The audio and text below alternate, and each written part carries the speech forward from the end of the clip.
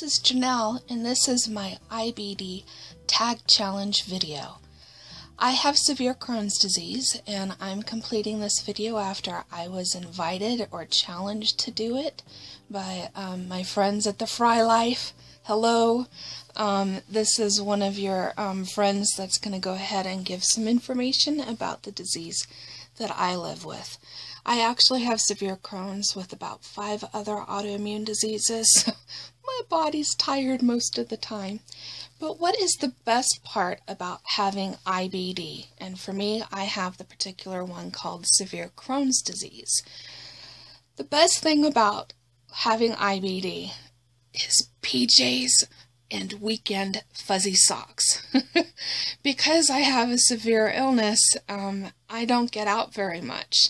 So I get excited over the silly things of finding really cute pajamas that are very comfy and wearing socks on my feet, especially in the wintertime. I usually go around barefoot in the summer, but I'm looking forward to the fall when I'll be able to get my warm fuzzy everything on. Very comfortable to wear pajamas and get away with it. So I can wear pajamas all day long. If I'm not going out and going to the doctor, why do I need to get dressed? Still change, because I don't like wearing them. You know, don't want to be stinky, and I have to follow good hygiene practices. Autoimmune diseases kind of cause that necessity. But what is the hardest part of my day? Now, for years, back when I was younger, when I was in college and high school, and when I was in the working world, I would say that the hardest part of my day was getting up in the morning and starting the day. Now that I'm older, I've become fully disabled because this disease has debilitated me. I would say that the hardest time is the wee hours of the morning and late night. I have a very hard time sleeping at night. I'm not on adequate pain control. I have what they call consistent severe pain, almost 24/7. Sometimes it's moderate. I do take some pain meds at night that are nerve medication, but I can't take the normal stuff that people would take, like ibuprofen or Aleve, because Tylenol, that's the only thing I'm allowed to take, and it doesn't do very much. And I can't do opiates or things like tramadol or oxycodone because my Crohn's has caused severe motility issues, and so we only use those really strong meds when surgery is involved. So that's the one thing I'm looking forward to, because in a few weeks I'm going in for my 13th surgery, and I told my doctor I want the pain bump. But that's another story in itself. So what is my least favorite treatments or medicine? Now, I know a lot of people are going to think, oh, you gotta hate surgery. Yeah, surgery is tough. I'm facing my 13th. I'm very high risk for surgery, but we're basically, as my one doctor said, measuring twice, and we're probably doing more than 2 measurements before we cut. But I would actually say that the worst treatment of all are preps. Now, I don't know if any of you have ever had a colonoscopy. That's basically that stuff that they try and put flavoring in, and you have to drink a whole bunch to clean yourself from end to end. And I hate those. They're a lot better than they were back in the 80s, because the first time I had one, it actually landed me in the hospital because it made me so sick. They don't hurt as much as they used to, but they still hurt. And I try and mix like lemon flavor, something in them. Sometimes in the past I've used Crystal Light. I've fallen in love with Chew Lemon, which has no artificial sweeteners in it. So I'm pretty sure it's going in my prep, because in a few weeks when I go in for surgery sometime near the end of September, I'm going to be having to do a prep, hoping that I'm in the hospital for it, because basically then I don't have to do anything. I get taken care of. Those things are not fun. I have an ostomy, so that means it's like back and forth, and we won't go there because that's gross. Now, if I could choose a dance for your doctor, what would that dance be? Well, since I am facing my 13th surgery coming up, I would say that I would love to see the whole surgery team come in and wake me up in the recovery room doing the line dance, Wake Me Up by Blake Shelton. I think that would be really cool and might actually help me wake up with a smile. Don't think I'll ever see it, but I could dream, right? We all can. Now, what is the one thing you wish people knew about IBD?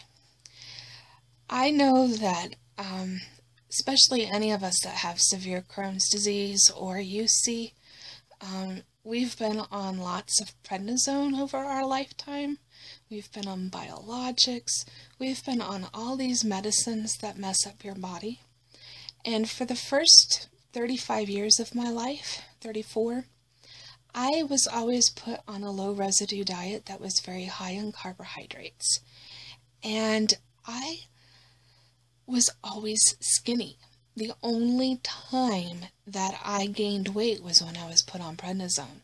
And basically that means that for most of my life I was starving because I couldn't absorb any calories or any nutrients. I basically had over 2 decades of severe anemia that I dealt with. And so one of my pet peeves is that people don't understand how serious Crohn's disease is. And just because someone is not skinny and has the disease does not mean that it is not serious. And just because someone is heavy set, which I definitely am right now, definitely, does not mean that I don't have Crohn's disease or that I'm faking it. I was recently put on prednisone. I don't know how many times I've taken that med. But back in November, I basically gained almost 60 pounds on the prednisone because I developed severe Cushing's syndrome, which means my body had so much cortisol in it and in the blood that I couldn't lose weight.